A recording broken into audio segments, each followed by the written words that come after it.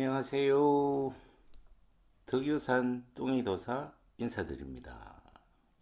자, 오늘 토끼띠 나는 왜 맨날 파산일까라는 화두를 가지고 말씀을 드릴까 합니다.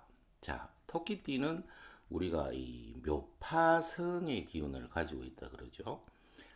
깬다, 깨진다, 파괴한다, 파괴된다. 이렇게 흉화의 묘파성의 기운이 흉으로 그렇게 나오고요. 또 좋은 쪽으로도 나오겠죠.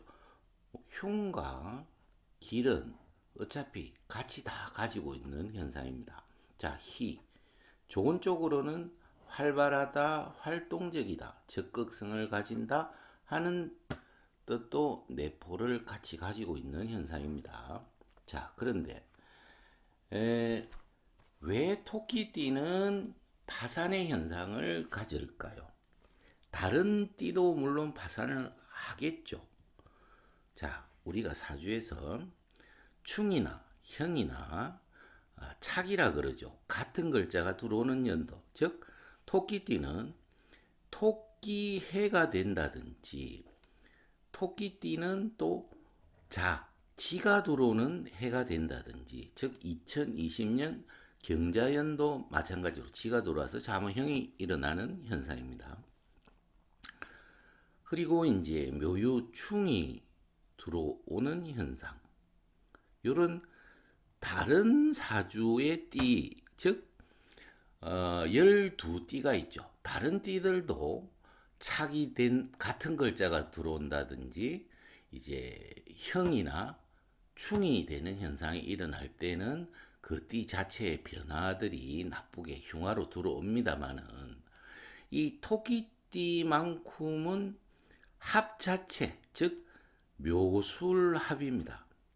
개띠 해가 돼서 이 토끼띠는 개띠만 만나면 합이 되는데, 이때 서로 만나면 개가 토끼만 보면 막 쫓아갑니다.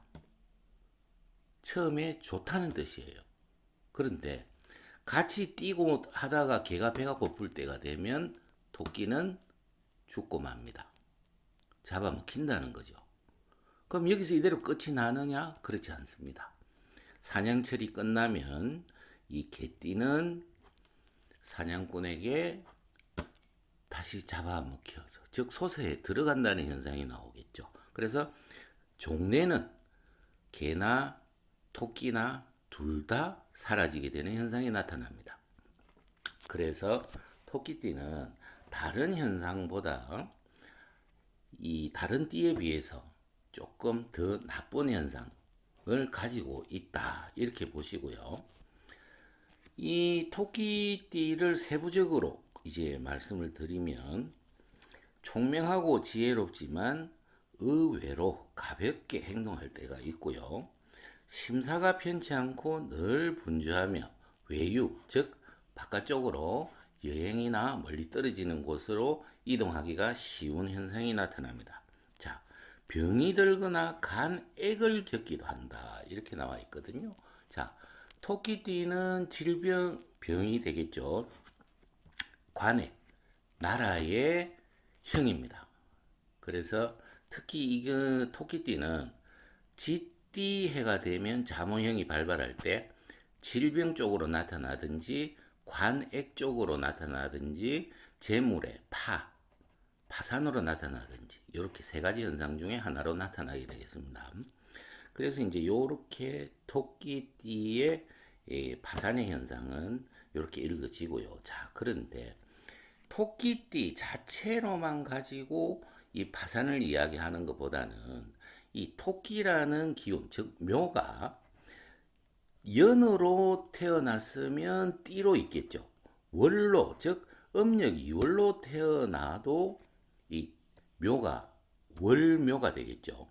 자, 그 다음에 태어난 날 일진이라 그러죠. 육식갑자 2달, 60개 중에 5일이 토끼의 날이 됩니다. 을묘, 정묘, 기묘, 신묘, 계묘, 이렇게 5가지, 5일, 즉 색깔로 이제 보면 푸른 토끼, 빨간 토끼, 노란 토끼, 흰 토끼, 검은 토끼 이렇게 다섯 5일을 주관하는 육식갑자 60일 중에 5일입니다. 그래서 요 묘가 생성되는 고 일진에 태어나시면 1회 되겠죠. 또 시에 만약에 묘시에 태어난다면 요거는 이제 아침 5시 반부터 아침 7시 반 사이가 되겠죠. 자, 묘시에 태어난 사람들은 우리가 이 묘시 자체의 기운에 이제 시의 묘파가 든다. 그렇게 이야기합니다. 근데 연월일 시 중에 시간의 묘시에 태어난 사람이 사실은 노년에 깨지는 파산의 현상이 더 강하게, 제일 강하게 나타나는 게 시간의 묘를 의미합니다. 그렇기 때문에 연월의 묘는 학문 중단이나 교양이 풍부하지 않음을 나타낼 수 있지만은 일이나 시의 묘는 파산을 암시하며 특히 시에 있으면 말년을 사전에 대비를 해서 내 말년의 파산을 아주 조심, 유의해서 이제 참고하시면 본인 사주에 아주 큰 도움이 되지 않을까 싶습니다. 그래서 이제 이렇게 묘파성의 토끼띠에 대해서는 이렇게 간략하게 정리를 해서 이제 요걸로서 이 토끼에 대한 현상은 마칠까 합니다. 자, 다음에 뵙겠습니다. 수고들 하셨습니다.